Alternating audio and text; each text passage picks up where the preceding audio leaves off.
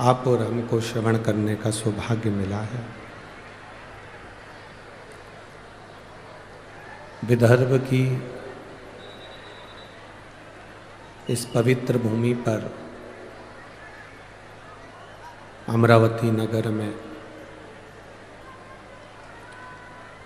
पवित्र शिव महापुराण की कथा जो संपूर्ण विश्व का कल्याण करने वाली है, ऐसी पवित्र कथा को आप और हम श्रवण करने के लिए विराजमान हैं। कथा मंडप में विराजमान सभी संत, साधु, गुरुजन, ब्राह्मण जन, तपस्वी, साधक, उपासक एवं समस्त श्रोता भाई बहन, कथा के मुख्य आयोजक श्री हनुमान जी महाराज, श्री हनुमान चालीसा चैरिटेबल ट्रस्ट एवं सांसद श्रीमती नवनीत जी राणा एवं विधायक श्री रवि जी राणा, हनुमानगढ़ी अमरावती, एक बार यजमान परिवार के लिए जोरदार ताली बजाकर स्वागत, वंदन, अभिनंदन।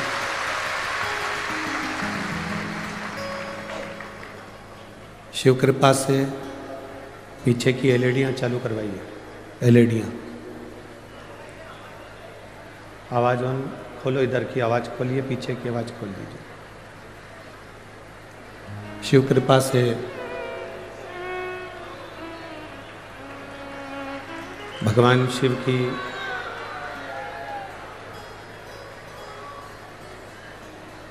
परम पावन शिव महापुराण की कथा श्रवण करने का सौभाग्य प्राप्त हुआ है।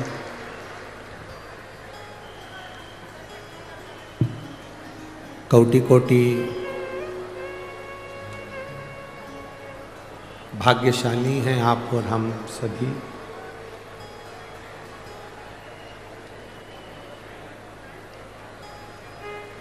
व्यक्ति के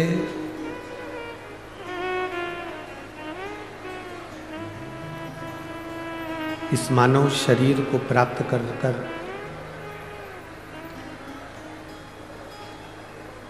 हमने यदि भगवान शिव की भक्ति करी ही नहीं, पीछे देखिए, पीछे के क्या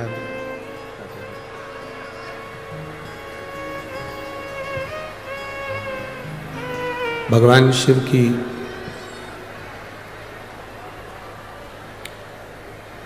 भक्ति अगर हमने करी ही नहीं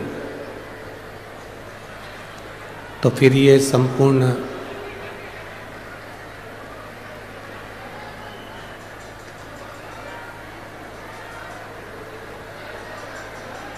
एलईडी नहीं चल रही है कि आवाज नहीं आ रही है?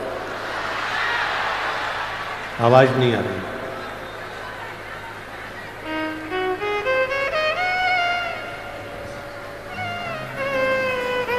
ये मानव का शरीर, मानव की देह संपूर्ण विश्व का कल्याण करने वाली है। अर्थात मानव की देह हमको प्राप्त यदि हुई है, ये मानव का शरीर यदि हमको मिला है, फिर शरीर के माध्यम से भगवान की अविरल भक्ति को इतना कर लीजिए, भगवान के भजन को इतना कर लीजिए कि फिर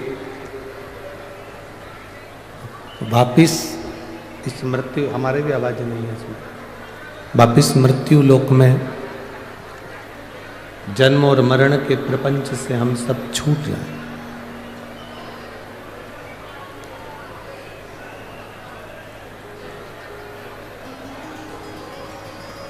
84 लाख योनियां काटने के बाद ये मानव की देह मिलती है,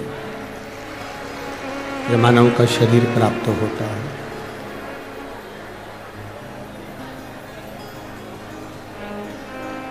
अंतिम बिंदु है मनुष्य का शरीर। अंतिम बिंदु, और इस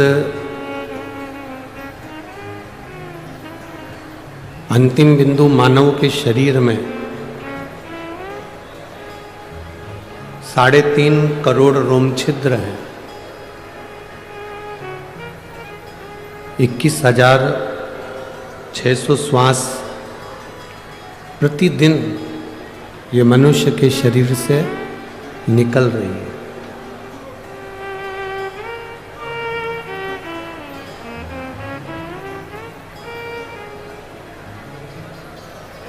साढ़े 3 करोड़ रोम छिद्र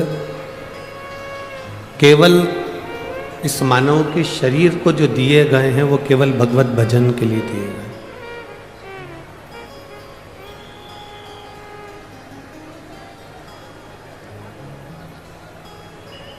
साढ़े 3 करोड़ रोम छिद्र में से यदि एक दिन में एक बार भी हमारे मुख से राम, हमारे मुख से कृष्ण, हमारे मुख से शिव, दत्त, जिसका आप गुणगान करते हो, जिसका आप स्मरण करते हो, जिसकी आप भक्ति करते हो, जिसका आप नाम जाप करते हो, यदि एक बार भी हमारे मुख से निकल जाता है तो ये समझ लें कि 3.5 करोड़ रोम छिद्र एक बार मुख से भगवान का नाम निकलने पर भी तृप्त हो जाते हैं, श्रेष्ठ हो जाते हैं।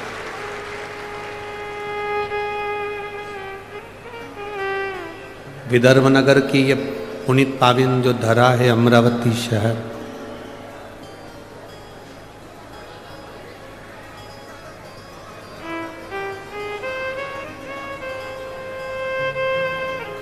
पूरा विदर्भ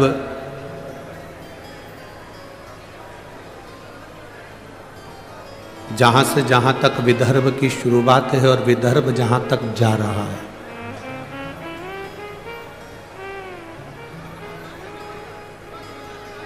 पूरे विदर्भ में आप कोने से लेकर कोने तक विदर्भ की शुरुआत जहाँ से होती है और विदर्भ का विराम जहाँ पर होता है, वहाँ पूर्ण क्षेत्र में आप अगर भ्रमण कर आएंगे, घूम कर आएंगे, तो किसी देवता के इतने मंदिर नहीं मिलेंगे जितने देव अधिदेव महादेव के मंदिर मिलेंगे पूरे विदर्भ में।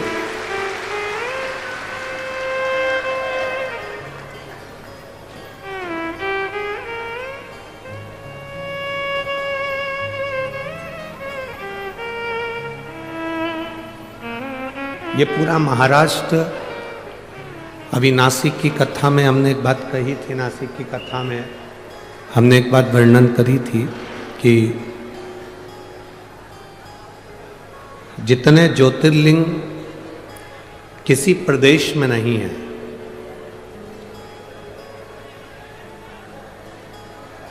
किसी प्रदेश में इतने सारे ज्योतिर्लिंग नहीं है। 12 ज्योतिर्लिंग में सबसे ज़्यादा ज्योतिर्लिंग महाराष्ट्र की पवित्र भूमि पर है, महाराष्ट्र की धरा पर, क्योंकि ये महाराष्ट्र की भूमि शिव की और शिवाजी की हमेशा रही है और रहेगी। छत्रपति शिवाजी की ये पवित्र भूमि है महाराष्ट्र।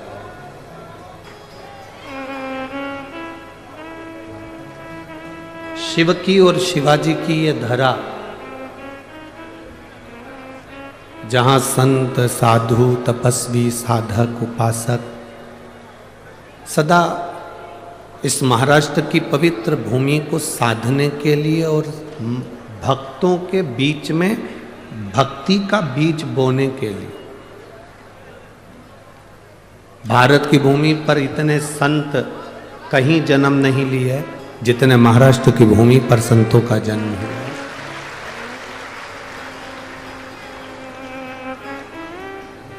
और कोई साधारण संत नहीं।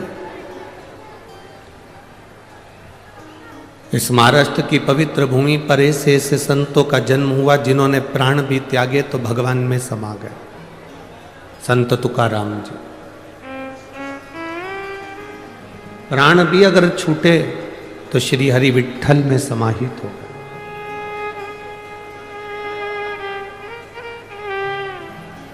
जिन्होंने इतनी भक्ति, इतनी भजन, इतना स्मरण, इतना कीर्तन अपने जीवन में किया कि आज तक संत तुकाराम जी हुए, नामदेव जी हुए, मुक्ताबाई हुई, ऐसे कई संत, साधु, सन्यासी, तपस्वी, साधक जो देते रहे इस महाराष्ट्र की पवित्र भूमि को प्रबल बनाते रहे। आज 5 दिन का जो ये शिव महापुराण की कथा मिली है,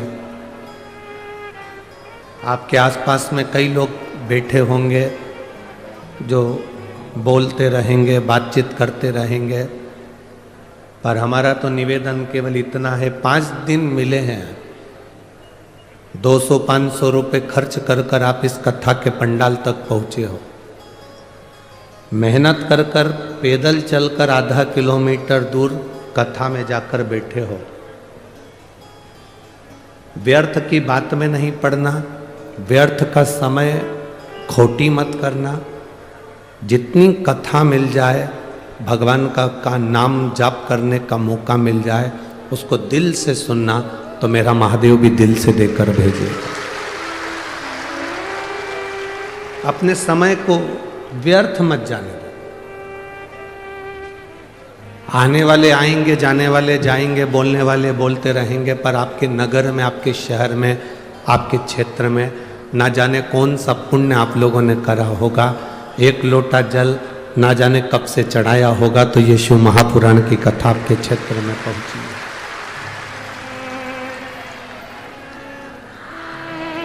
श्रीमती नवनीत जी राणा जी, श्री रवि जी राणा जी, आमदार खासदार जी,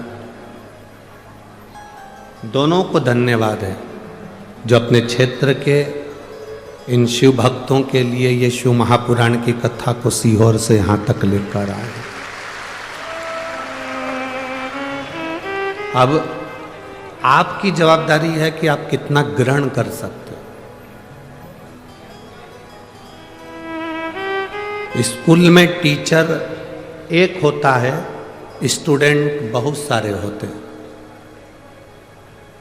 टीचर का काम है बोर्ड पर लिख देना, टीचर का काम है आपको समझा देना।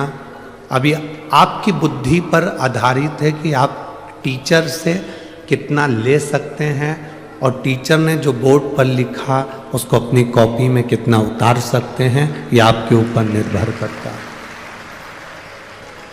आप कितना ग्रहण करेंगे, आप कितना लेंगे, ये आपके ऊपर।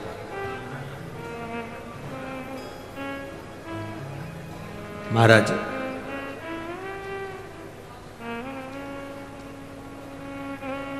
मांबा की पवित्र भूमि है अमरावती।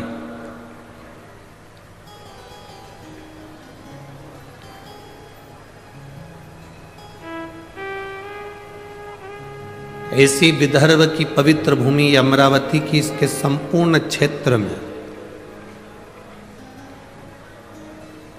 अमरावती से 8 किलोमीटर दूर जाओ, चाहे 11 किलोमीटर दूर जाओ, चाहे 5 किलोमीटर दूर जाओ, चाहे 6 किलोमीटर दूर जाओ, आपको भगवान शंकर का प्राचीन शिव मंदिर चारों तरफ अमरावती के प्राप्त हो जाएगा। जहां जाओगे, तुम्हारी जहां मर्जी हो वहां जाओ।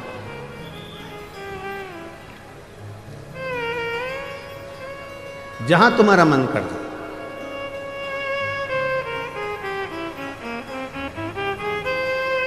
शिव महापुराण की कथा कहती है, आप अगर कहीं जा भी नहीं सकते तो शिव तत्व कहता है कि अपने घर में बैठकर भगवान शंकर की अविरल भक्ति को धारण करो। जितना आप शिव को याद करोगे उतना उतना आपकी जिंदगी का दुख कटेगा। शिव महापुराण में कथा आती है कि माता सती यज्ञ की अग्नि में कूद कर अपने प्राणों को त्याग दी।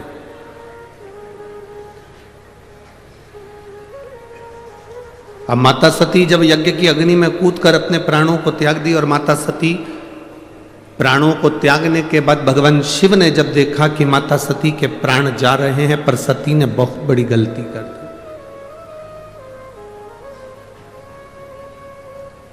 ये सती ने जो गलती करी, संसार का कोई व्यक्ति ऐसी गलती ना करे जो सती कर गई, जो माता सती ने करा।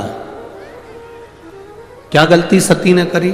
सती ने सबसे बड़ी गलती माता सती ने करी कि यज्ञ की अग्नि में सती कूद गई।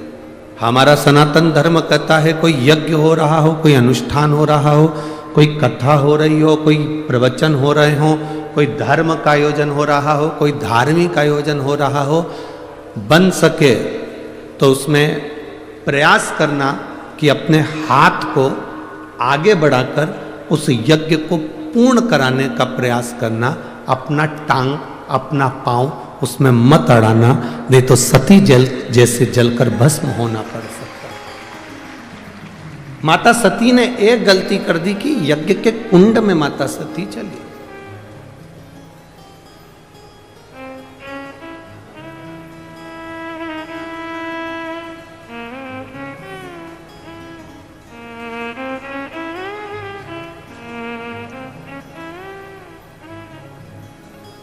आज हम जब कल रात्रि को यहाँ पहुँचे तो सुबह सुबह एक भैया प्रश्न कर रहे थे, यही सांसद जी के यहीं से कोई होंगे सेवादार भाव वाले।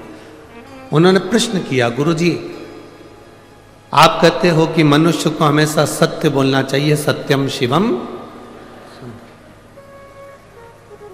क्या व्यक्ति को कभी झूठ नहीं बोलना चाहिए? हमने कहा बोलो। कौन मना कर रहा है? पर झूठ बोलने के लिए भी एक जगह है, झूठ बोलने के लिए भी एक स्थान है। जब कोई गाय कसाई के हाथ में आ जाए, कटने जा रही हो, तब झूठ बोल दो कि ये गाय मेरी है और तू अब भी छोड़ा।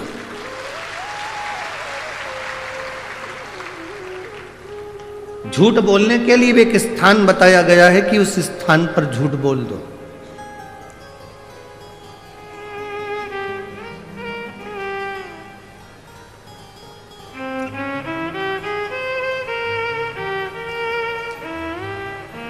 माँ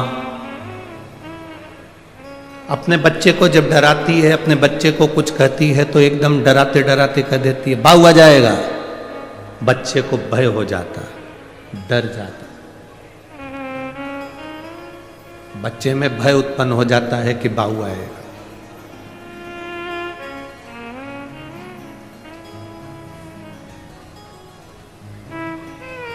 जैसे बच्चे में भय होता है कि बाऊ आ जाएगा तो बच्चा डर जाता है, उसी तरह जब हम प्रतिदिन पंचाक्षर मंत्र नमः शिवाय, षडाक्षर मंत्र ओम नमः शिवाय या श्री शिवाय नमस्तुभ्यम का जाप करते हैं तो मृत्यु को, पाप को, हमारे बेकार कर्म को भी भय लगता है कि मैं इसके नजदीक नहीं जाऊं। मंत्र का जाप, मंत्र का स्मरण, नाम का स्मरण जीव को एक आनंद की अनुभूति करा देता है।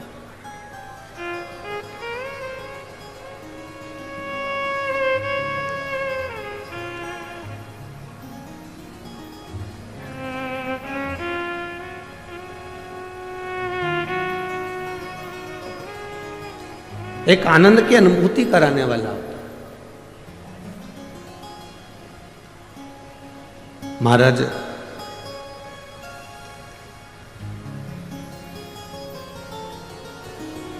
आप सब तो विदर्भ के हो, अमरावती के हो, तो आप लोगों को तो बहुत ज्यादा भगवान कृष्ण की कथा का ज्ञान है।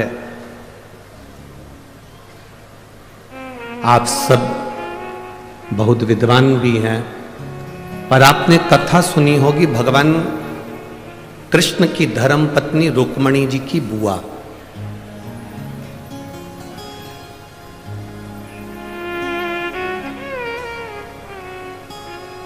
माता रुक्मणी जी की एक बुआ थी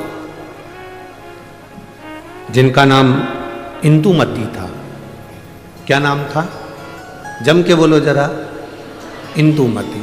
ये रुक्मणी जी की बुआ है, भगवान कृष्ण की बुआ सास इंदुमती। विदर्भराज भीष्मक की बहन है इंदुमती।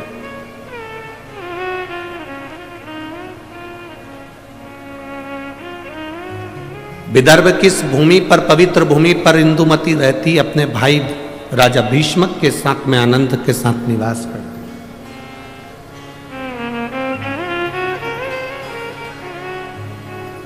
माता इंदुमती का एक संकल्प सबसे प्रबल था। उस संकल्प के चक्कर में जितने इस विदर्भ में कोई द्रोही भी अगर अंदर प्रवेश करने की सोचता था तो इंदुमती को देखकर भय खा जाता था। इंदुमती को देखकर उसको भय लगने लगता था। जब किसी का संकल्प बड़ा पक्का होता है, जब किसी का संकल्प बड़ा प्रबल होता है तो द्रोही भी डरता है, दुश्मन भी डरता है। अगर आपका संकल्प पक्का है तो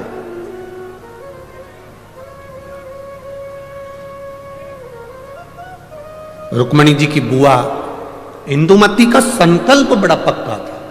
और हमने पहले भी कथा में कहा कि संकल्प लेना तुम्हारा काम है और पूर्ण करना महादेव का काम है। पूर्ण वो करेगा।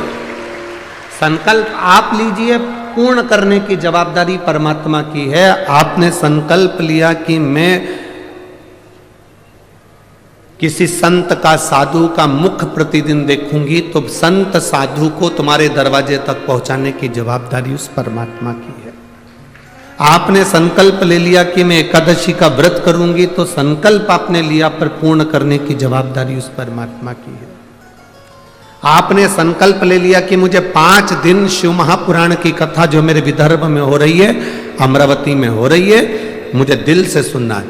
कितनी भी भीड़ आए, भीड़ का आना तो, भक्तों का आना तो महादेव की कथा का रस तत्व है। भक्त तो आते ही रहेंगे, कितने ही भक्त आए, कितनी भी भीड़ आए।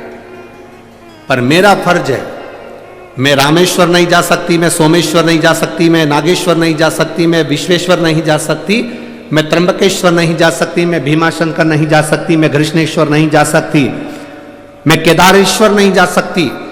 तो मेरा 12 ज्योतिर्लिंग वाला मेरा महादेव अमरावती के पास में शिव पुराण के रूप में आ रहा है, तो मुझे वहां जाना, मुझे वहां पहुंचना है। ये संकल्प आपके भीतर हो। मुझे 5 दिन की कथा है, मैंने अपने घर वालों से कह दिया कि मुझे आप डिस्टर्ब मत करना, अब मैं कथा सुनूंगी तब बात करो। शादियों का सीजन भी है। बोलो तो रही अमरावती की जीजियों, सही है कि गलत है? अब शादियों का सीजन है तो जिनकी उनसे रिश्तेदारी है वो वहां चले गए, जिनकी इससे रिश्तेदारी है वो यहां आ गए। ये तो रिश्तेदारी का क्रम है, जहां जिसका संबंध बैठ जाए। ये संबंधों की बात है। और एक बात आज आप लोगों को कहूंगा इस अमरावती की पवित्र भूमि से,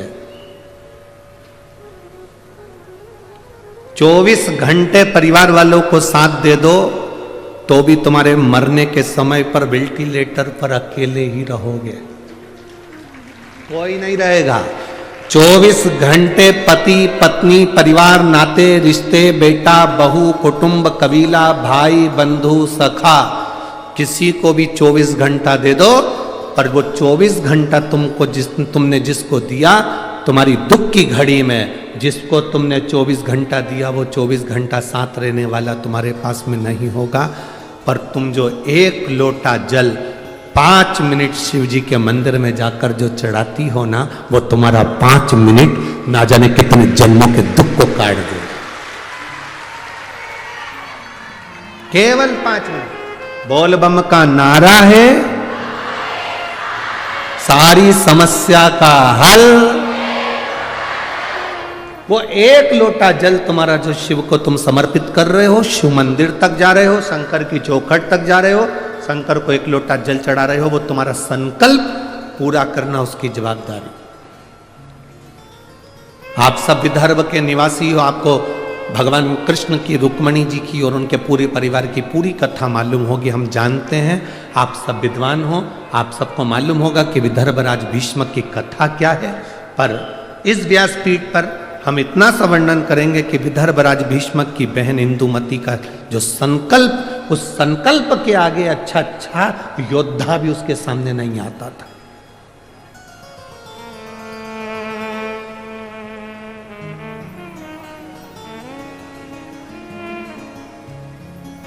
जैसे महाराष्ट्र की पवित्र मां अहिल्याबाई होलकर, मां अहिल्याबाई होलकर के सामने जब चारों तरफ से आक्रमण हो गया तो मां अहिल्याबाई होलकर ने देख लिया कि मेरी सेना कम है और विद्रोही ज्यादा है। सेना मेरी कम है पर विद्रोही ज्यादा है। तब मां अहिल्याबाई होलकर ने भगवान शंकर के शिवलिंग को अपने हाथ में लिया और युद्ध के मैदान में पहुंच गई।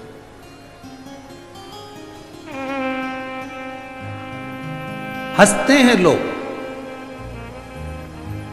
दूसरे धर्म पर कोई नहीं हंसेगा, पर अपना ही व्यक्ति अपने धर्म पर हंसता है।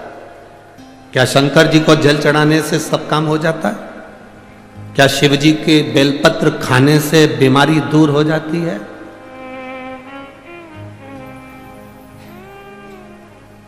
क्या श्री शिवाय नमस्तुभ्यं बोलने से कोई लाभ हो जाता है?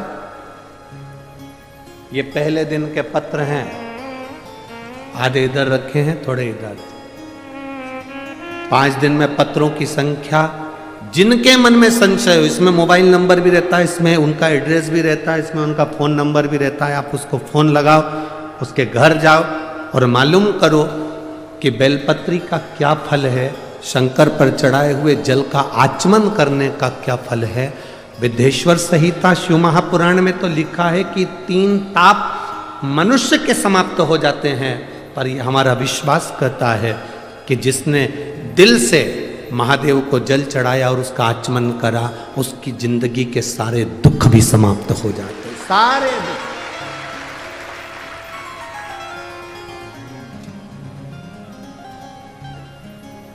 खाली ना जाता कोई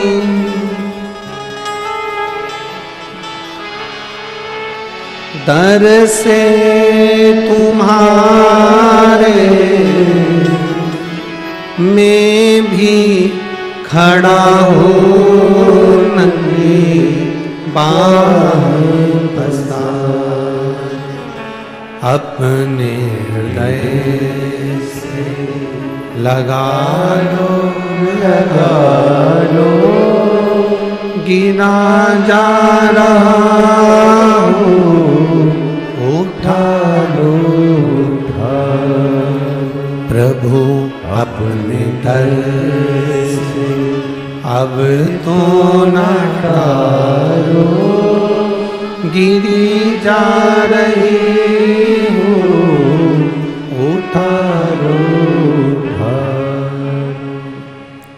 एक बेलपत्र का क्या फल है, शिव जी को जल चढ़ाने का क्या फल है, शंकर की स्तुति करने का क्या फल है, यह हमारा चरित्र, यह हमारी शिव महापुराण बार बार वर्णन करती है।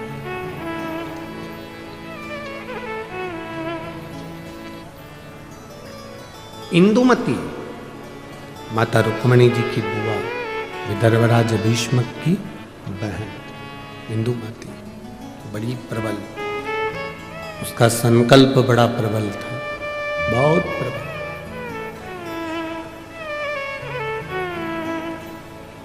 क्या संकल्प था इंदुमती का?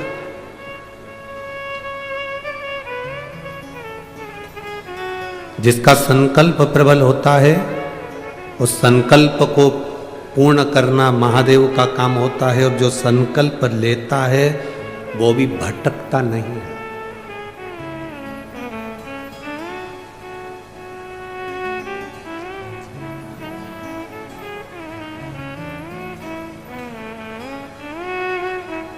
वो भटकना नहीं।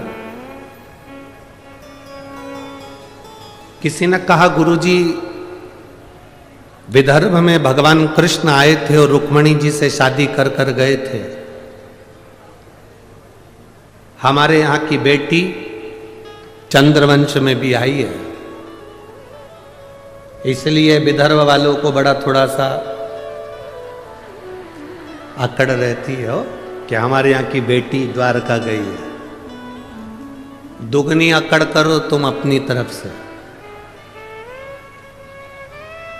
विदर्भ की बेटी केवल भगवान कृष्ण के यहां ही नहीं भी आई, विदर्भ की बेटी इंदुमती, विदर्भराज भीष्मक की बहन, भगवान राम के परदादा राजा अज से भी आई थी। तुम्हें गर्व होना चाहिए कि अयोध्या भी यहां की बेटी गई। ये तुम्हें गर्व होना चाहिए कि हमारे विदर्भ की कन्या, हमारे विदर्भ की बेटी कोई साधारण नहीं है।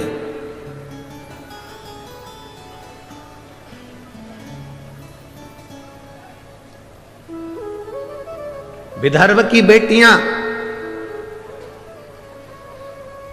संपूर्ण विश्व में कहीं ना कहीं अपनी ध्वजा पताका फहराती ही है, निश्चित। दूसरे को जान दो, यहीं देख लो कथा की यजमान। अब दूसरे की क्या चर्चा है?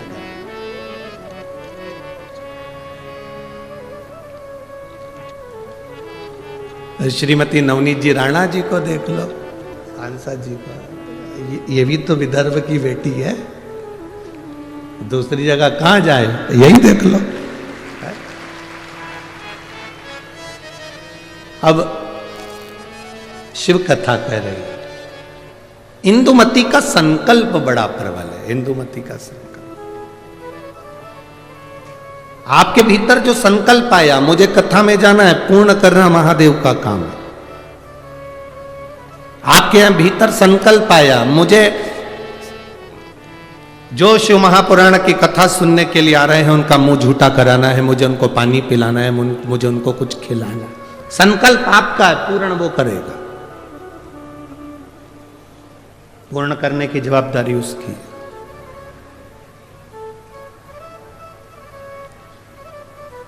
आप केवल संकल्प ले सकते हो, पर पूर्ण वही करता है। और जब वो पूर्ण करता है तो कुछ ना कुछ सुख जरूर देता है। एक व्यक्ति ने, एक गुरुजी जा रहे थे, गुरुजी ने एक व्यक्ति से कहा, तू इतना विद्वान होने के बाद तूने जिंदगी में कोई संकल्प नहीं लिया, कोई संकल्प ले। उसने कहा, गुरुजी देखो फालतू के लफड़े में मुझे मत पालो कि मैं कोई संकल्प लूं, मैं कोई संकल्प नहीं लूंगा। गुरुजी ने कहा, कैसे नहीं लेगा? संकल्प ले, एक मंदिर जाने का संकल्प ले, पानी डालने का संकल्प ले, अगरबत्ती लगाने का संकल्प ले, दिया लगाने का संकल्प ले, कोई तो संकल्प ले। तुलसी में जल सींचने का संकल्प ले ले। नहीं, उसने कहा पीछा मत पकड़ो गुरुजी, मैं कोई संकल्प नहीं लूंगा। गुरुजी बोले, आज तू संकल्प नहीं लेगा तो तेरे को छोड़ूंगा भी नहीं। पकड़ लिया गुरुजी ने, बांध दिया रस्सी से। संकल्प ले। उसने कहा ठीक है, संकल्प लेता हूं। मेरे पास में कुमार रहता है, सुबेरे सुबेरे से उसी का मुंह देखूंगा। गुरुजी ने कहा ठीक है, संकल्प तो लिया ना तूने, कोई बात नहीं, उसका मुंह देख ले। जब तक मुंह नहीं देखूंगा तब तक रोटी नहीं खाऊंगा। अब वो व्यक्ति कुमार का मुंह देखता, रोटी खाता, कुमार का मुंह देखता, रोटी खाता। 1.5 साल निकल गए, वो कुमार का मुंह देखता, रोटी खाता। एक दिन सुबेरे का समय और कुमार घर पे नहीं। 4 बार ऊपर गया, कुमार को देखकर आया तो कुमार नहीं दिखा। उसके घर गया, पूछा आज कुमार कहाँ गया? तो उसकी पत्नी बोली, मिट्टी लेने के लिए गए हैं, 3 दिन के लिए बाहर गए हैं। मिट्टी ले रहे हैं? हाँ। 3 दिन? हाँ। व्यक्ति को लगा अब तो मैं भूखा मर जाऊंगा। उसने कहा कहाँ गया? तो कहा ये पूर्व दिशा में गए। वो व्यक्ति उसको ढूंढता ढूंढता वहां चले गया। वो मिट्टी खोद रहा था, ये पहुंचा। मिट्टी खोदने वाला कुमार मिट्टी खोद रहा था, इतने में उसको सोने का हंडा निकला। जैसे ही हंडा निकला, ये वहां पहुंचा। थोड़ी दूर पर पहुंचते से उसने दूर से देख लिया कि कुमार का मुंह दिख गया। उसने आवाज लगा दी, दिख गया। कुमार को लगा मेरा सोने का हंडा इसको भी दिख गया। अब कुमार सोने का हंडा लेकर उसके पीछे भागा। उसने रुक कर पूछा क्या हो गया भाई, तूने अब देख लिया है तो एक काम कर, राजा को मत कहना कि मुझे सोने का हंडा मिला, आधा तेरा आधा मेरा। उसने मन में सोचा, मैंने तो सोचा ही नहीं था कि मुझे सोने का हंडा मिला, पर केवल मैंने तो इसका मुंह देखा था और इसको जो हंडा मिला उसका आधा हिस्सा मुझे मिल गया। उस व्यक्ति ने गुरु जी के पास में जाके उनके चरण पकड़ लिए। संकल्प जब व्यक्ति कोई लेता है उसको पूर्ण भगवान करता है, पर फल भी ज्यादा देता है, ये निश्चित है। आज मुझे जो फल मिला है, आज मुझे जो फल की प्राप्ति हुई है, जो मुझे प्राप्त हुआ है, कि ये केवल कुम्हार का मुंह देखने का मैंने संकल्प लिया था और मुझे सोने का हंडा मिल गया। एक संकल्प अपनी जिंदगी में लो, जैसे इंदुमती ने लिया, रुक्मणी जी की बुआ ने लिया। क्या संकल्प था इंदुमती का? क्यों विद्रोही डरते थे इंदुमती से? क्यों विदर्भराज राजा भीष्मक के ऊपर बार बार आक्रमण नहीं होता था जब तक इंदुमती थी? रुक्मणी जी की बुआ जब तक इस भूमि पर थी तब तक आक्रमण नहीं हो पाया। आखिर इंदुमती में ऐसा क्या था? वो कौन सा संकल्प था इंदुमती का? केवल एक संकल्प इंदुमती का बड़ा प्रबल था। जहां एकांत में इंदुमती बैठती थी, जहां एकांत में इंदुमती बैठती थी, वहां पार्थिव शिवलिंग का निर्माण करती थी, उसका पूजन करती थी, और उस पार्थिव शिवलिंग का निर्माण कर कर पूजन कर कर उस शिवलिंग को विसर्जन करने जाती थी। जब तक वो विसर्जन करती थी तब तक मुख में जल भी नहीं लेती थी और केवल शिव नाम का जाप किया करती थी, केवल शिव। इतना संकल्प प्रबल था कि जब वो जाती थी और कोई उसको बीच में अगर टोक दे, अपशब्द कह दे और वह निगाह उठाकर उसको देख ले तो उसके शरीर में आग लग जाती।